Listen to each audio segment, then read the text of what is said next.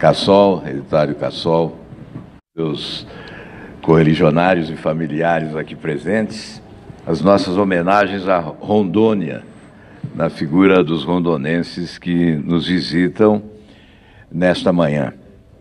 Senhor presidente,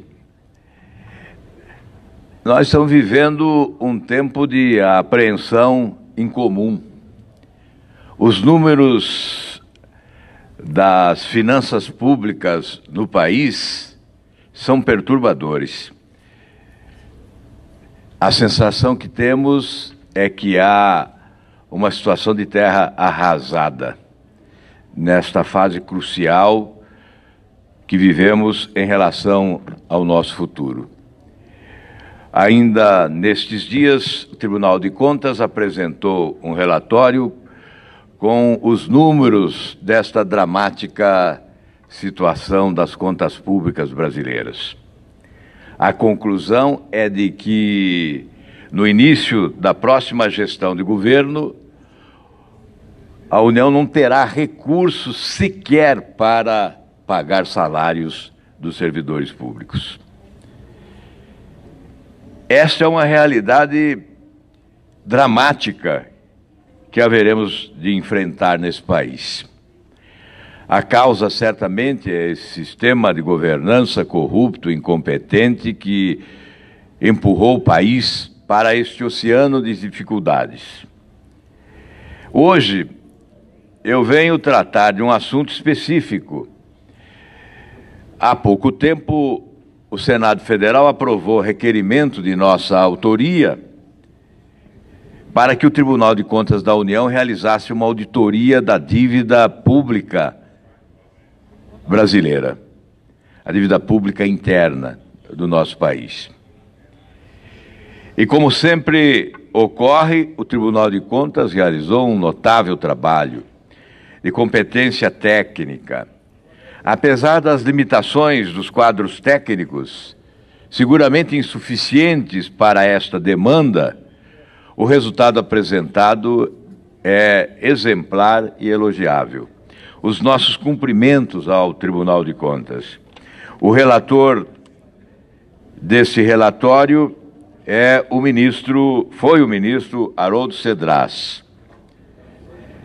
Certamente uma equipe de técnicos extremamente qualificada deu guarida a essa nossa pretensão de poder apresentar alguns números relativamente à gravidade da dívida pública brasileira. Uma dívida que alcançou em abril, 5 trilhões e 45 bilhões de reais. Ou seja, 75,9% do produto interno bruto.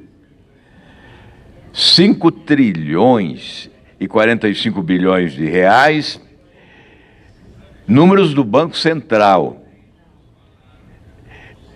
referentemente à prática adotada atualmente pelo Banco Central para aferir. Muito obrigado, senador. Muito obrigado. Para aferir o volume da dívida pública interna do país. E essa auditoria nos revela que nós não cumprimos a legislação vigente em relação à dívida pública. Aliás, é recorrente afirmar que nós elaboramos leis supostamente para o bem, para preservar o bem, para condenar o mal, mas muitas vezes elaboramos mal as leis vigentes no país. Outras vezes elaboramos bem, mas elas são ignoradas. E em outras oportunidades são interpretadas ao sabor das conveniências e das circunstâncias. Neste caso é patente, não há respeito à legislação vigente. Não há respeito à Lei de Responsabilidade Fiscal, que impõe algumas providências que deveriam ser adotadas e não foram em relação ao endividamento público, como, por exemplo, a instituição de um conselho fiscal, um conselho de gestão fiscal, ou como, por exemplo, o dispositivo que impõe a instituição de um registro eletrônico para, com transparência, demonstrar à sociedade os valores da dívida dos 3 entes da federação, com tempo de carência, taxas de juros. Isto não ocorreu. Não respeitamos nem mesmo a Constituição, que estabelece a necessidade de legislação complementar para regular o limite do endividamento. Isso também não ocorreu. Mas vamos apresentar aqui algumas das conclusões do Tribunal de Contas da União em resposta ao nosso pedido de auditoria. O Tribunal entende que é necessário cobrar a ferramenta tecnológica para o acompanhamento e controle sistematizado dos leilões de títulos públicos, com vistas a ampliar a capacidade de atuação do Tribunal de Contas no controle da dívida mobiliária, que constitui o principal componente da dívida pública federal. Essa medida deveria ser adotada em consonância com o voto proferido no plenário do Tribunal de Contas da União. Outra providência requerida: determinar à Secretaria-Geral de Controle Externo que, à época do monitoramento da presente deliberação, desenvolva e aplique testes substantivos com o objetivo de avaliar a validade e a fidedignidade das informações relativas à dívida pública. Portanto, o Tribunal de Contas alega não ter condições de atestar a validade das informações recebidas para esta avaliação. Determinar à Secretaria-Geral de Controle Externo que, à época do monitoramento desta deliberação, desenvolva e aplique testes substantivos, repetindo, não é, com o objetivo de avaliar a validade das informações. E também determinar que realize auditoria específica com o intuito de avaliar a eficiência e a transparência do mecanismo de dealers dos títulos do Tesouro Brasileiro, com a realização também de testes. O que pressupõe o Tribunal de Contas é que podem existir irregularidades com a prática de taxas de juros diferenciadas entre dealers e não dealers. Nós temos 12 dealers, são 9 bancos e 3 corretoras independentes. E há a suposição de que irregularidades possam ser identificadas se eventualmente uma auditoria mais completa for realizada. Portanto, o que se propõe é maior transparência nesse mecanismo de dealers dos títulos do Tesouro Brasileiro, com a realização de testes substantivos, estatísticos, ou preferencialmente utilizando ferramentas de análise de dados e inteligência artificial, que possam efetivamente identificar operações ou grupos de operações eventualmente fora do padrão. A suspeita é de que existem operações fora do padrão e, portanto, há necessidade de um aprofundamento na auditoria, e aí há que se buscar uma auditoria com instrumentos mais adequados para a sua viabilização, a fim de que se esclareça realmente se existem operações fora do padrão. Senador Álvaro Dias? Pois não. Com a sua licença, quero anunciar a presença dos alunos do curso de Direito da Universidade do Estado do Rio de Janeiro. Sejam todos bem-vindos. Esta sessão é uma sessão que nós chamamos de não deliberativa, porque não há matéria sobre a mesa para aprovação. No entanto, é uma sessão de debates. Os senadores se inscrevem antecipadamente e, pela ordem, são chamados para trazer os assuntos no debate. Sejam todos bem-vindos. Estão presentes aqui o senador Álvaro Dias, ele é do Podemos do Paraná.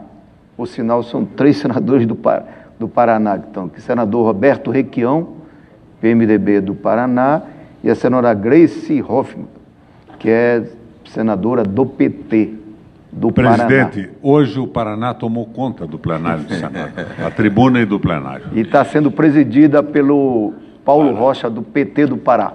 Sejam todos bem-vindos. As nossas homenagens aos estudantes que nos visitam e que certamente são fundamentais nesse momento de transição que o Brasil vive. Aliás, o Nelson Mandela dizia sempre que oportunidade tinha, né? Que se recusava a falar de futuro sem que presentes estivessem os que o viverão. Aqui estão os que viverão o futuro, presentes, por isso é um momento adequado no Senado Federal de se falar de futuro. E nós estamos preocupados com o futuro desse país, diante deste quadro de dramaticidade incomum que vivemos, com uma crise que se aprofundou, especialmente na administração pública brasileira, com as contas públicas totalmente desarrumadas. E nós estamos hoje focalizando aqui exatamente um dos itens essenciais dessa desarrumação, que foi o crescimento avassalador da nossa dívida pública.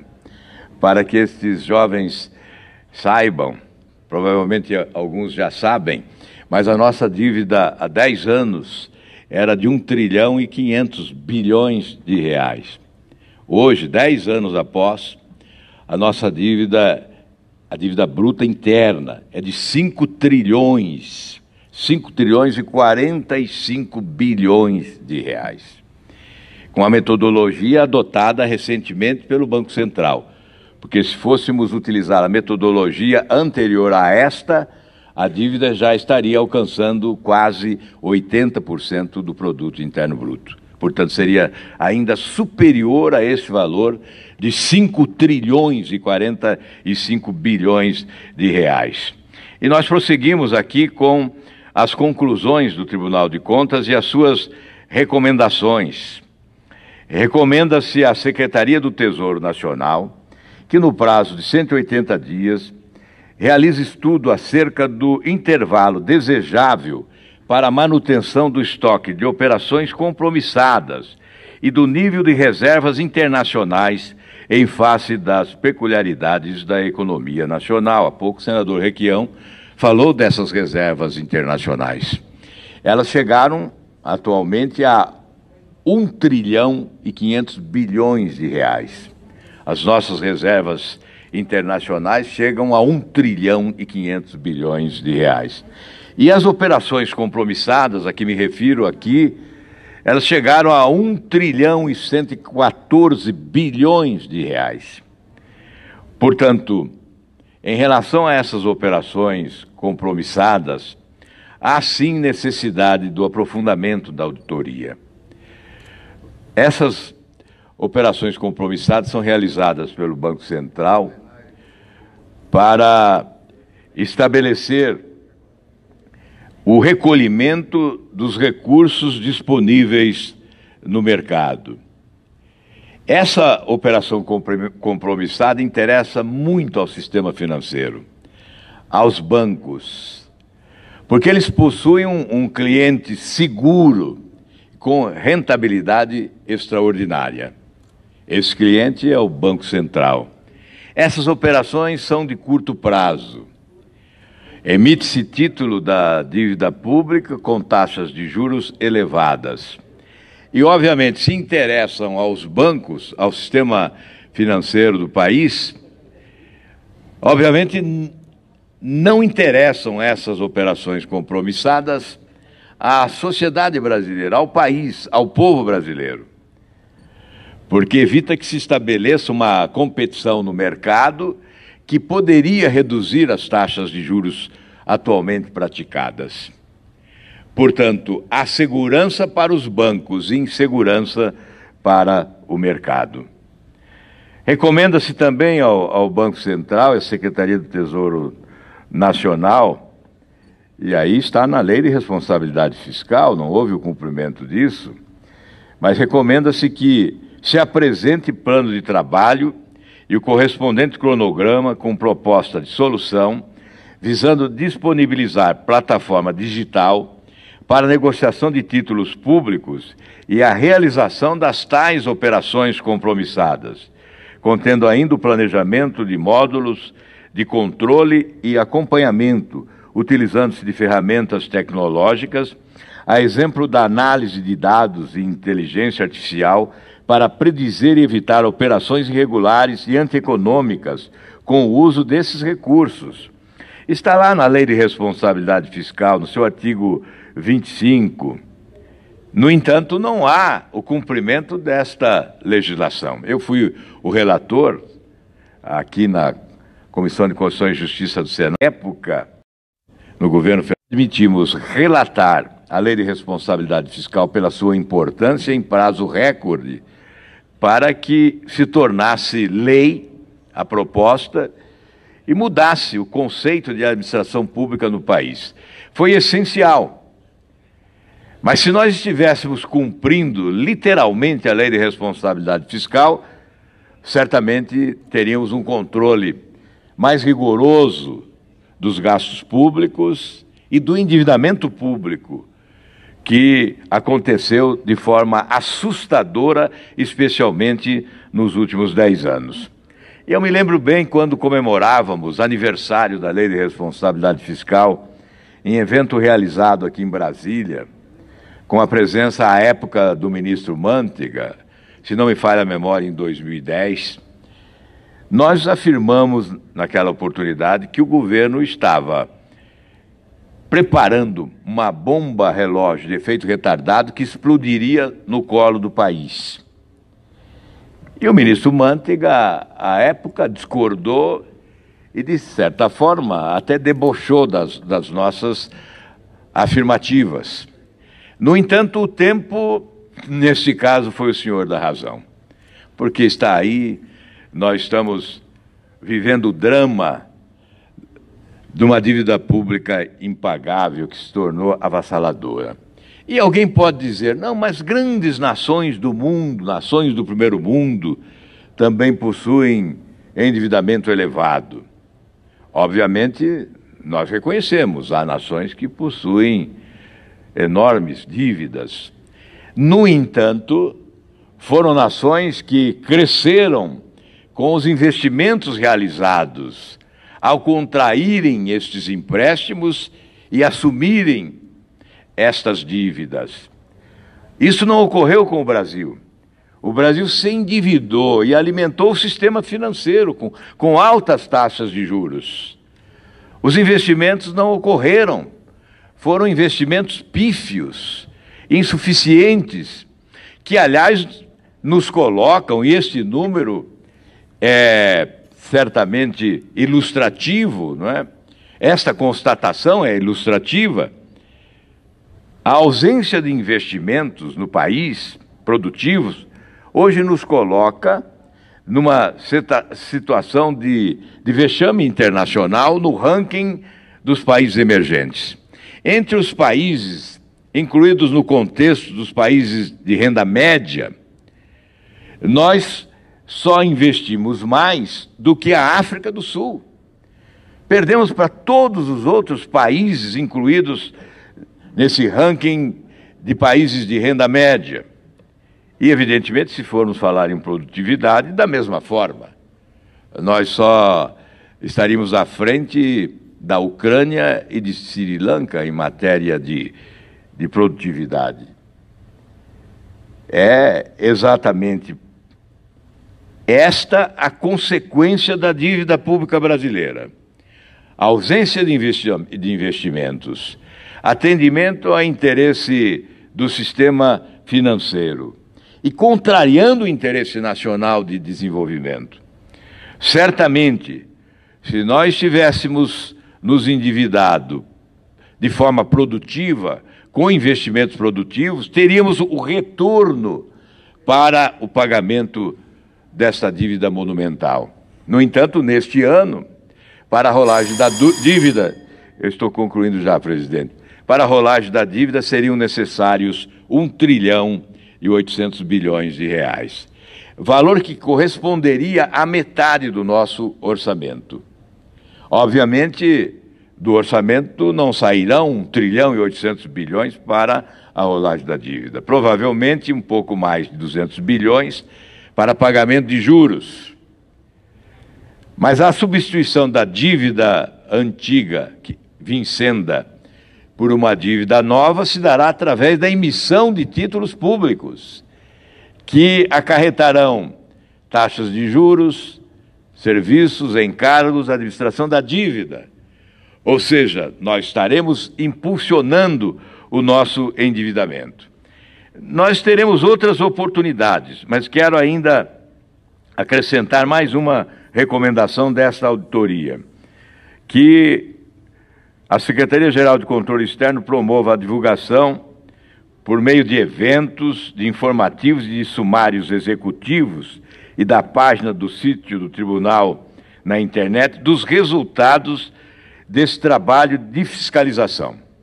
O Tribunal de Contas atendeu a uma determinação do Senado Federal. Este é o papel do Legislativo: fiscalizar o governo, investigar o que ocorre, especialmente num assunto que é guardado a 7 chaves, sem transparência alguma.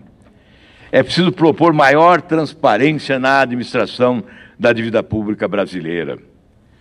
Nós estamos apenas iniciando esse debate e hoje vamos concluir por aqui em respeito ao tempo que nos foi concedido.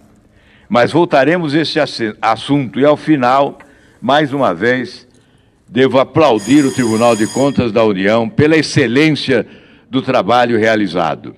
Nós estamos numa nação à espera de reformas, mas certamente uma administração mais competente e transparente da dívida pública é essencial para que possamos arrumar as contas públicas no país e possibilitar o avanço e o desenvolvimento. Muito obrigado, senhor presidente.